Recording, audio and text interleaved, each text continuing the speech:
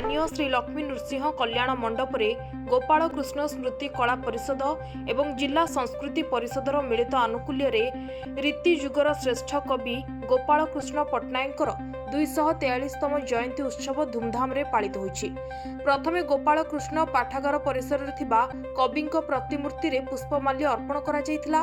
परे आचार्य विनोद चंद्र जेनांक अध्यक्षतार आयोजित सभारे डॉक्टर शशिकांत महापात्र मुख्य अतिथि, डॉक्टर चारुप्रभा नायक मुख्य वक्ता एवं अर्चना मंगराज लोकनाथ मिश्र प्रमुख अतिथि भावे जोगदे गोपाल कृष्णंकर साहित्य साधना और ओडिया काव्य धारारे तांको अवदान उपरे आलोकपात करथिले।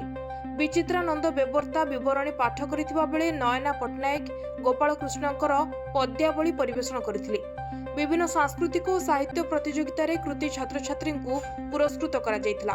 शेषरे शिशु शिल्पी मानक ओडिसी नृत्य और भजन परिवेषण कार्यक्रम को आकर्षणीय करथिला।